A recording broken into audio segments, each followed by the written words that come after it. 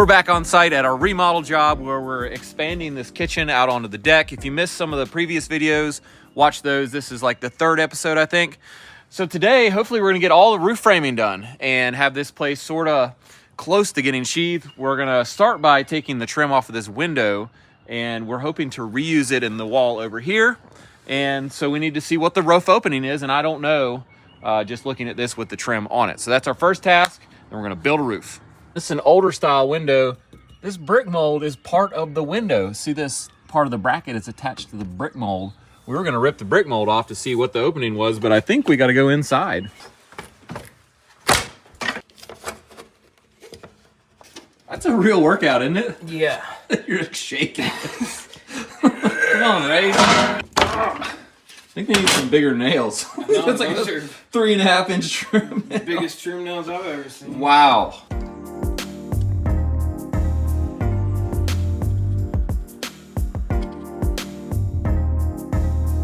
What I think we're gonna do is hack sections this way with the Sawzall, and then I'm gonna get on the roof and snap a line and cut from the top to get that line cut. I think that's gonna be the easiest thing, because this, you know, you can see this is not gonna go tight to the wall very easy here.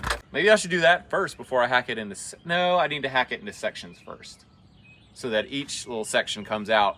If I cut it all, the whole thing might just fall off. Yeah. Yeah. Am I really in charge of this? Well, I'm not, so... I feel like, yeah.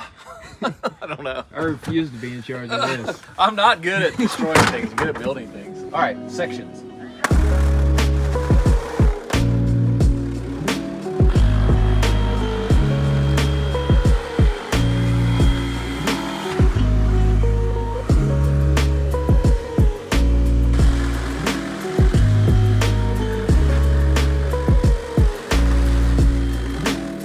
Yeah, that is so, I gotta like, yeah.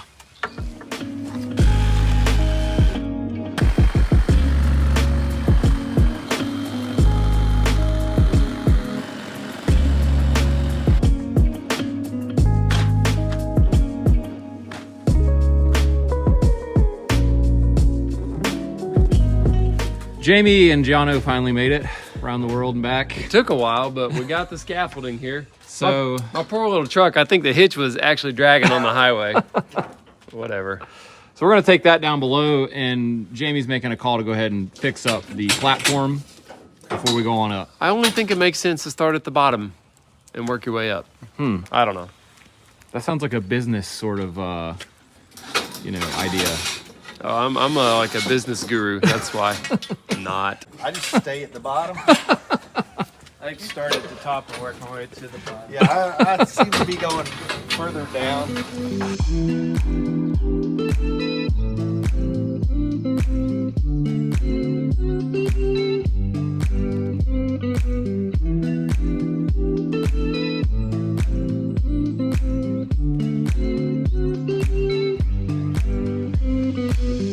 People wonder why remodels take longer when you carry every single board through the house.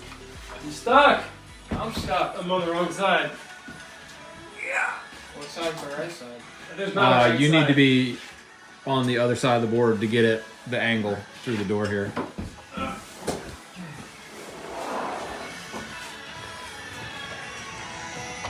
There we go. If you missed it in our previous videos, what we're doing is reusing this existing deck as the floor structure for our addition. Problem with it is it has a single 2x8 girder, which is sagging several inches in the middle. Obviously, it needs to be like a triple 2x12 girder to hold it correctly, and that's what we're doing right now. What we're doing here is adding solid blocking underneath the decking so that the weight of the structure that we're adding to the top will actually bear on these blocks through the framing into the brick column. Now, the brick column is not attached in any way That's good. at all. So, I got some big, thick, heavy pieces of aluminum, and we're gonna actually bolt that to the brick. And then lap it up. And then these blocks up here will go in here, and we'll have a strap, a really heavy duty strap. Because without this deck sitting on the post might just fall over. They're really pretty could. wobbly. It's And I think those are called squash blocks. Technical, yeah. Technical lingo coming out here. Sasquatch Sasquatch blocks. blocks. The let's take just a second to thank our sponsor for today's video, Vessi. If you haven't heard of Vessi, they are a sneaker brand. They make some really cool shoes. They make lightweight and comfortable sneakers that are 100% waterproof, completely waterproof or snowproof. So they're great for winter instead of boots, or great for summer if it's gonna be raining outside and you don't wanna get your feet soaked while you're walking around. They're made from Dymatex, which is a dual climate knit material which keeps you cool in the summer and warm in the winter, and it doesn't feel like it should be waterproof, but it is. I tested it. Another thing that I love about Vessi is that they're sustainably made, and they have less material waste due to the knitting process, less water waste, and no animal byproducts, so they're 100% vegan. The shoes I have are their everyday sneaker, and they are very comfortable, lightweight, and breathable, and they're great for running errands when I have to come and go 100 times with the kids because they slip on and off super quick and easily. My sneakers have been especially great for our early morning travel soccer games where the grass is wet, but then it's gonna get really hot later, so I don't wanna wear boots to keep my feet dry, so these work perfectly. Vessi saved my feet from wet, soggy socks, so if you wanna get a pair of Vessis for yourself, click the link in our description below or go to vessi.com/Perkins and you'll get $25 off per pair of shoes, and I think you'll really enjoy them, and you'll get free shipping to these places listed below. Hey, thanks again to Vessi for sponsoring our video, and let's get back to work. He doesn't have one. There's not one already in behind this, is There is. You got to screw the one behind it first. Perfect. So check it out. We had jacked the front up and put it on these temporary pressure treated shims. Now back there's these big squash blocks that the deck is getting supported by. So that's just going to stay. And now we're gonna add that. Here's our aluminum bracket here. This is a What is it? this is our tie down strap, if you will. That's pretty beefy. This is 3/8 thick aluminum or aluminium. For our Australian friends. Aluminium. Anybody anybody outside the US, I guess. And the last layer of squash block is gonna be white wood because pressure treated can eat through aluminium. Yeah, I think we got to use whitewood here. This will be concealed up in like a little nook interior space. Yeah.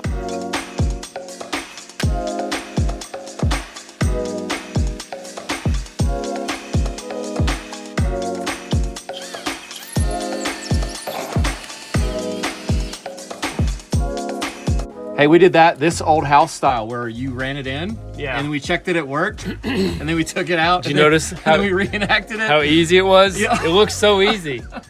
We normally don't do that, but I thought, maybe there's something to it. I don't know. Maybe people like to watch the struggle more. Is that what they do on this old house? Yeah. You can tell that every time they put a nail or screw, it's already got a hole. They just make it all look so easy for everybody? Yeah, totally. It makes us feel stupid though when it's so hard for us to do it. It doesn't make me But feel it's a good show, don't get me wrong. Yeah. I love the show. Yeah, we love the show. We're love totally Tom 100%. Silva, love Norm Abram. And the other guy that drives the Chevy. The Chevy guy. Kevin O'Connor. That was his name. Yeah, Kevin O'Connor. Yeah. And there's some other guys too. The landscaping guy. I think he retired though. Okay. I liked him. All right. Well, I want to talk about something here. This, we're calling it a tie down, right? It's to prevent the deck from lifting up. Yeah, because when we push this tight in the middle, it would lift this in before it would straighten this girder, I think. Yeah, you just ruined my thing.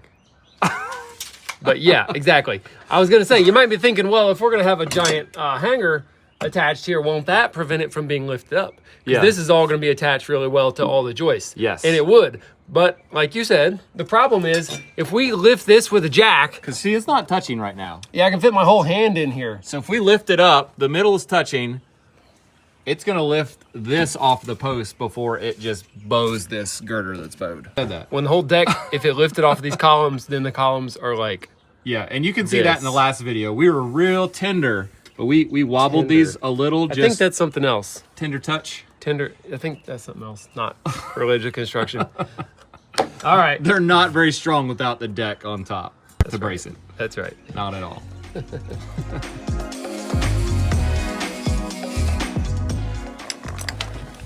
right. Oh. Oops. Bop that over. Bop it. That's probably good. Okay. Keep coming. Something will go up or something will go down. I'm not sure. Gonna lift the whole column. It's possible. You're going up. I can see it. Ooh. Lord. Hang on.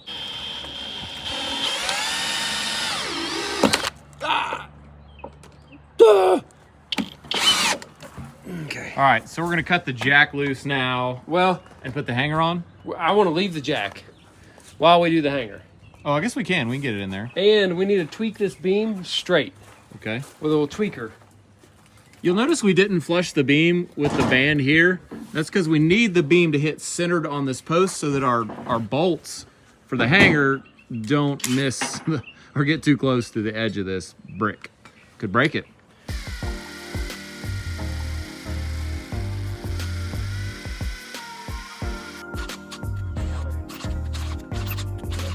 It's very, if I go a little bit of time, it might go.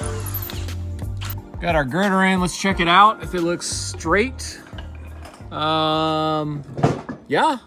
It's a lot straighter.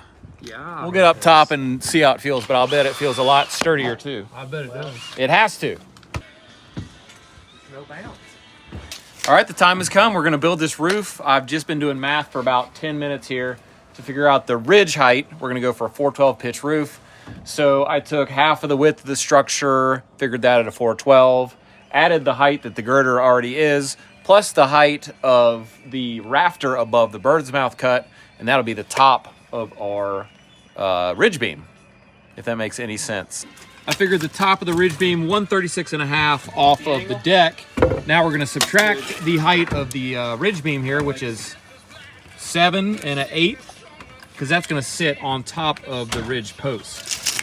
Biker music, man. That's Jamie's Wow, rubbish. Humphreys McGee is killing it. So to mark this 412, instead of just using a small speed square, we're gonna do yet another angle marking trick. I'm gonna mark down 12 inches, 197. and then right there, I'm gonna go perpendicular to the board and mark 4 inches. Now if I run from this point through that point and on out, that's gonna be exactly a 412, because that's a long cut. And I want to make sure it's pretty accurate. And we know this is 412 because we checked earlier that the upper roof was. Mark. There we go. Just verify. So there's our perfect pitch, 412. Perfect pitch. Isn't that a movie? It's like Hand me my the favorite Hahn. movie. Hand me the Larry Hahn. Come here, Larry. Hand me that saw. Got my Larry Hahn saw.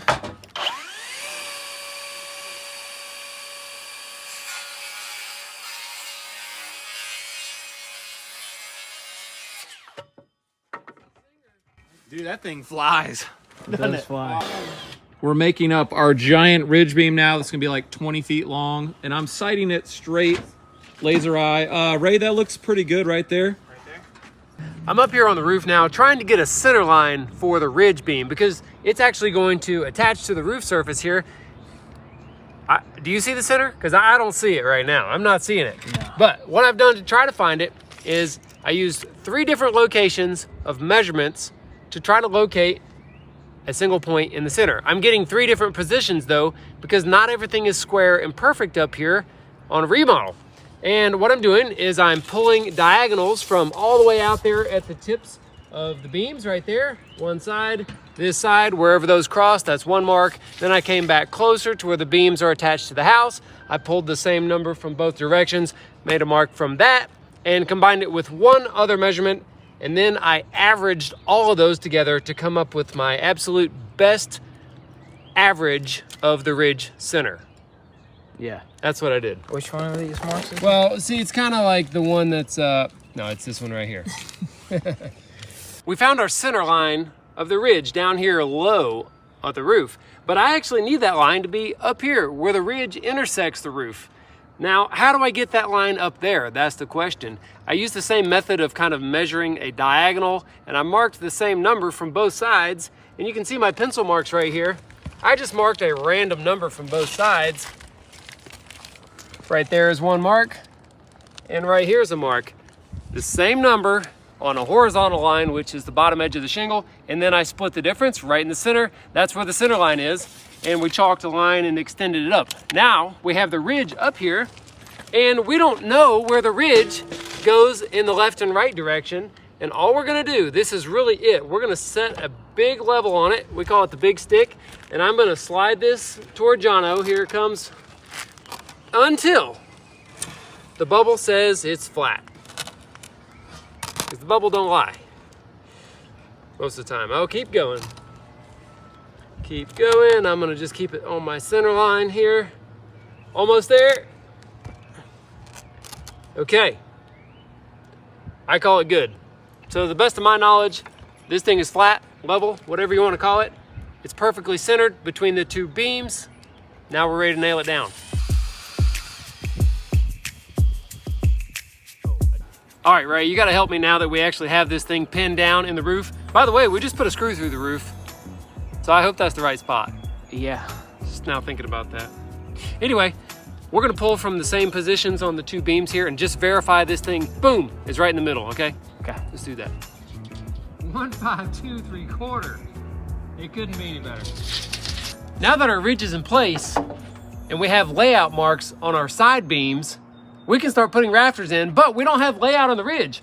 And normally we would put layout on a ridge before we put it up there. That's a lot easier, right?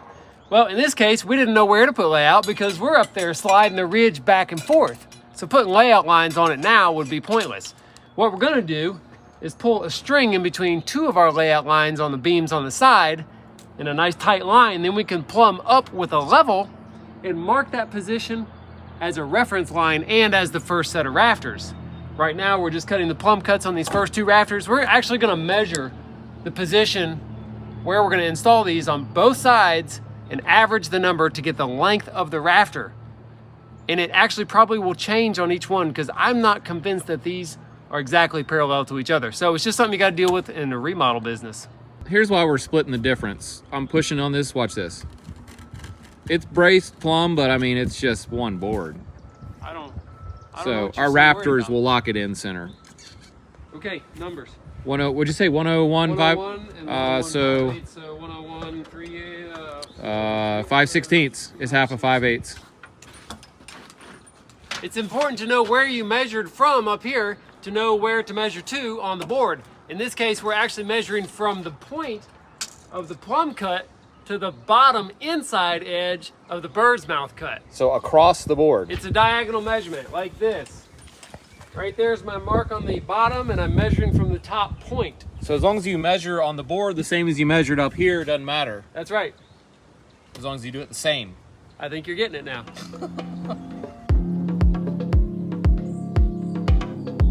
So we're screwing a lot of this framing together and we're using these guys, the GRK R4 and the GRK RSS that are structurally rated. They're not just deck screws. So I just wanted to point that out. If you see us just like screwing framing together, it's not a deck screw, it's a structural screw.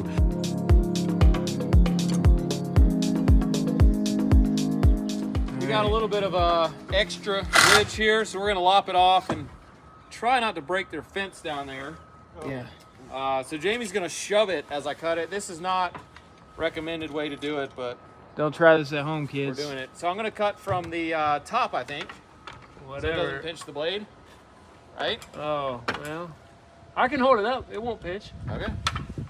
It won't pinch, it'll be fine. All right, here we go. Yeah, just let it rip. There you go. Is that enough? Soften? Oh, we're gonna cut it flush. We're just getting the bulk off. Yeah.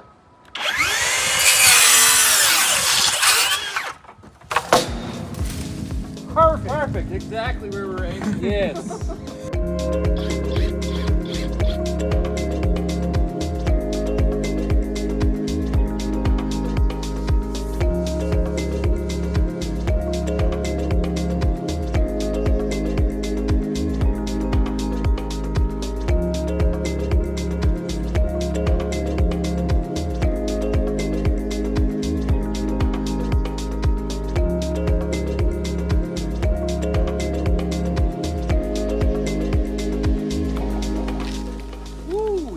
There. Yeah. So we've got our sleeper boards on the roof, and the reason they're spread apart is because this is a really long cut right here, and so we want the heel to be supported here and the toe to be supported here, and if you put them straight, like parallel with the rest of the rafters, that's about 16 inches, which equated to these being 12.5 inches apart edge to edge down here. So that's just what it ended up being. And I was getting this done, but then Jono said, hey, that looks a little low. And I was like, no, it's good. So we pulled out the long level. You can see that there. And we checked our sleeper board, and it is a little low. This should be touching the corner. So now we're gonna tear this sleeper board up, go up the roof with it a little bit, and redo those couple rafters. Well, you should have just checked it. Well, you know, who I snapped know. that line? I marked it. I marked it. I marked it, and then you said you got it from here. I did. I put the sleeper down. Y'all are always busting me for double checking everybody. Okay? So I just didn't double check you. That's all. So You now, should. I just gave you reasons. All right. So now we're gonna re-snap a line. Everybody looks at me like I'm the bad guy. So let's just pull this up till it hits That's what I would do. right there. Put a line. Just put a line there. Okay. Now, Just chalk it point to point for the TOP. yeah. So that's about. I can't see that. It's a black pencil on a black shingle. It's about 5/8 of an inch above that other chalk line. So we'll just go. You can even eyeball it. 5/8 up. I'm just thinking about why your line might have been off, and it might have been that you used a board to mark that was just sitting on the shingles. Yeah. So then when I use these screws and suck the board down, maybe flattening any humpy shingle action going on, it made it lower than you thought it was going to be. I think that's very possible. Yeah. Lesson learned. We may never know. Love humpy shingles. I'm okay with that. You definitely can't say humpy shingles on the channel, but I went to the doctor once because my arm was itching. And I said, look, I don't know if I got shingles, but I've been doing a lot of roofing. So okay. she didn't think Look, it was funny. She didn't laugh. we got to get going Tough here. crowd. Okay, we got it now. We are in plane with the rest of the top of the rafters, with the corner of this. These rafters will come corner to corner, and our sheathing will just stick off, boom, till it hits that sheathing, like that.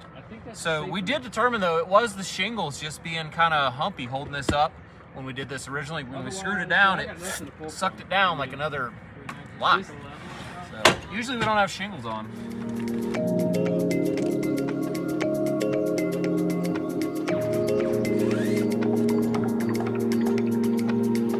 We're doing our sleeper boards here, we're about to, and this guy's gonna come out dead nuts in the valley, which is a bad spot, you know? Dirty little vent. So I think we're gonna, hack it off down here below and then let a plumber snorkel it up somewhere else? I think they got just enough room to bring it in and come out on this roof away plane. from on the new roof. Yeah. I wouldn't want that right in a valley. It could I cause hate to do leak. it here. I don't want to do it. I'll let the plumber fix it later.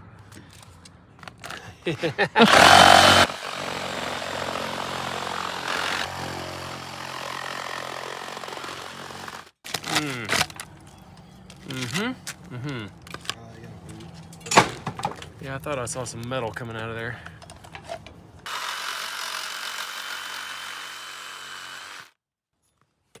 Didn't want to. We gotta do it. Is that copper? Yeah. Copper vents. Never seen a copper vent. I don't It's think expensive I now. If you're wondering how we got the layout on this end of our rafters going up, I simply hooked back to one of our common rafters like that and made sure I was running perpendicular, perfectly perpendicular. Perpendicular? Like, 90 degrees off of these. And ran on out till, 64 is our layout mark, and just put a tick mark on the corner of our sleeper board there. And that's the long point. And we just gotta make sure you hook on a straight rafter though. If you hook on a really curved rafter, obviously your layout's gonna be reflected. It could And get that- a little shifty. Yeah, she's real shifty, yeah.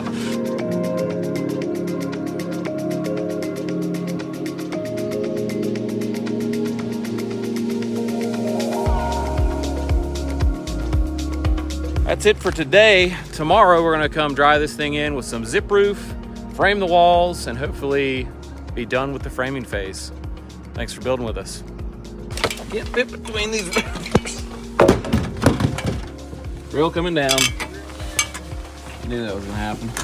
Ray and I are the only ones that tried the Vegemite, by the way. We're getting ready to try it as a lubricant. Well, though. we might offend some people. After the look on Ray's face when he tried that, I can't believe you're still trying to convince me that I should try it. Hey, But I was convinced at least it could have some industrial application. We're going to use it now to lubricate the threads on our screw, to screw into the brick. I think that's really going to help. Also, it probably, judging by the consistency and the look and the smell and the appearance and the texture and everything, could probably be used for soldering. Roofing? What you call it? The Flux? Yeah, soldering flux. All right, give I'm it a going to try shot. it for that too. It's multi-use, multi-purpose. All right, we'll see. This one we're not going to, I didn't put this in yet. So we're not. Yeah, we're not this old gonna- house in it. Yeah. Oh, dude. Oh, that is so easy. No That's effort. like 10 times easier. No effort. That did work great. Absolutely. Wow. Keep that jar in the truck.